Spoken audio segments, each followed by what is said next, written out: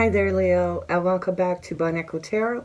I am here with your general reading for June 2020. So, if you find that this reading resonates with you, you can look below in the description box and find a link to my Patreon site where you can get access to the extended reading for this as well as for all the other signs. So this will be helpful for you for your sun sign, your moon sign, and your rising sign, and also to check in on the signs for your friends and your partners and your family.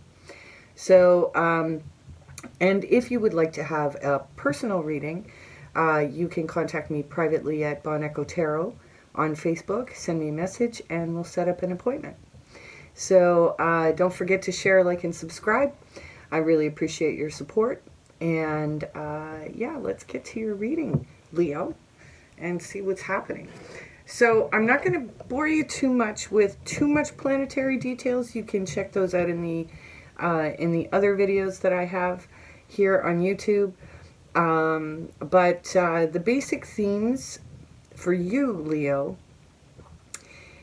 spans kind of from May into June, around community, around children, joy, good times, soulmates, that sort of thing. So there's a review happening in those areas of your life. Most of the planets are going to be retrograde very soon, but so we're all kind of reviewing everything right now. But when we get to the solar eclipse in Cancer right around the solstice, that's going to be matching up with Mercury retrograde being in your 12th house. So this is the house of the subconscious, of instinct, secrets, and self-sabotage. So I would tread very carefully through this time, Leo. Mercury retrograde in July may be a little tricky for you.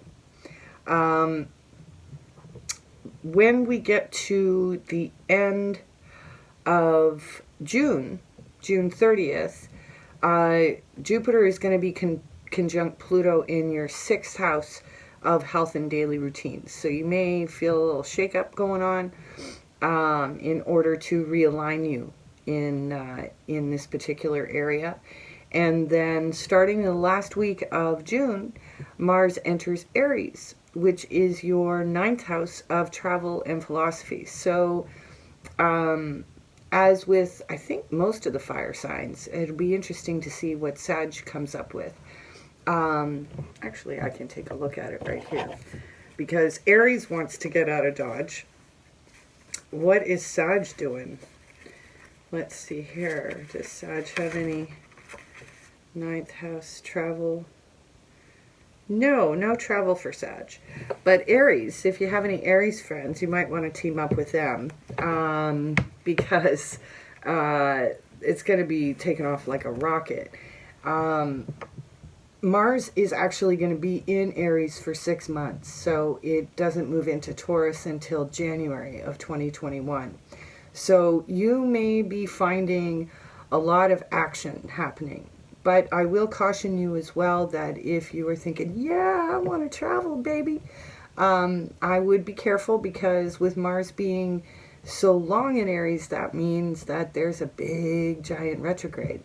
And that's going to be happening between September and November. So you may want to take that into consideration if you're making any travel plans. So let's get to the cards, Leo, and see what we've got for you, what your story is. Ooh, this month. Well, somebody's tired. So let's see what else the story is here. What's crossing you? The 8 of Cups. So walking away from something. One of the things I'm also finding is that with COVID, it's shifted a lot of people's realities significantly. So you may be one of those people. So yeah, and that's my quarantine card right there, the Eight of Swords. But what you may want to consider is that your perspective around these changes as a result of COVID may be bigger in your mind than they are in reality. We have the Two of Swords in the past. So you may have been kind of uncertain about what direction to take anyway.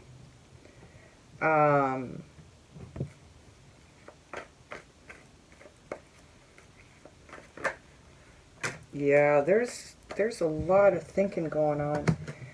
You seem to be caught in your head about something. And, you know, it's like we've got a 9, we've got 8s, we've got 2 9s and 2 8s. So this is that kind of last wrestle before the end of a cycle of some kind. Yeah.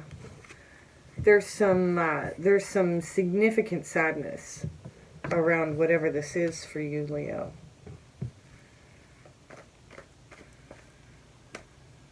It's like you can't take it anymore. Either you can't walk away when you want to.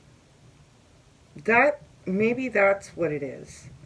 Maybe it's that you know that you're in a situation that can't go on any longer. But you can't seem to walk away from it because you've told yourself in your head that this is what's true. And so you haven't been able to make up your mind. You've been up all night trying to figure out the solution around this prison that you feel that you're in. That's caused you nothing but sadness. 10 of Swords. Have you betrayed yourself, Leo? Like, I don't want to sound crazy philosophical here, but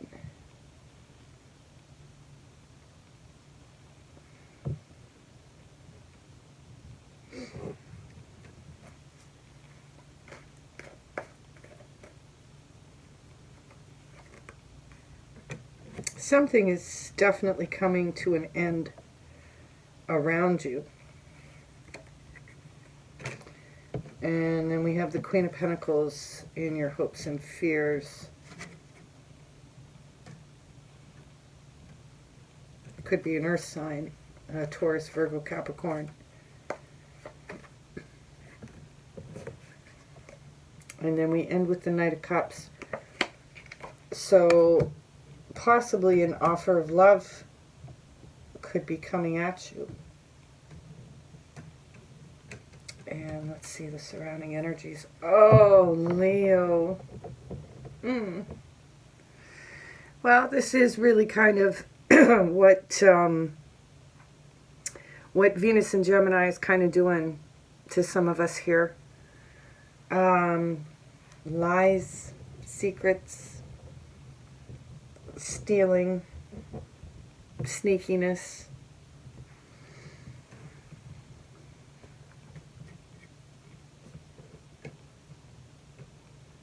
Not a happy Leo. My heart goes out to you.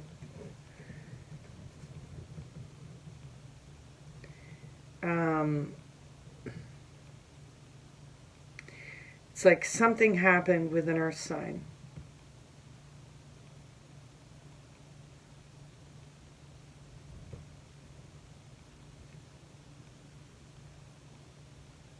Or there is something absolutely and completely over.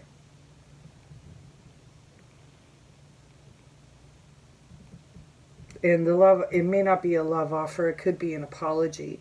There could be some healing happening in a situation that has come to a complete and total end. But that's good for you, though, Leo, in the sense that, you know, the Ten of Swords, there are no more swords. There is not an 11 of Swords. There is only a 10 of Swords. And this is, you know, the classic darkest before the dawn. And things are going to get brighter.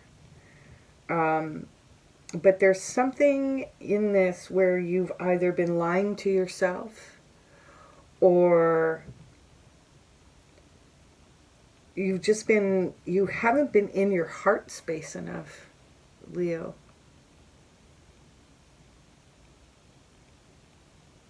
I see like only burned out fire. Your fire is like, your thoughts are blowing the fire out.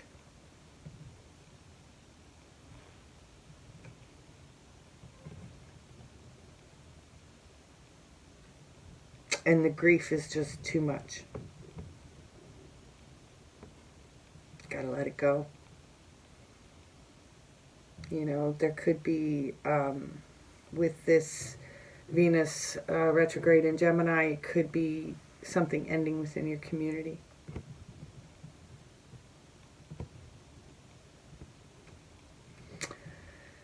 So, Leo, if you found that this reading resonated and you want to get a little bit more detail, come on and join me over at Patreon.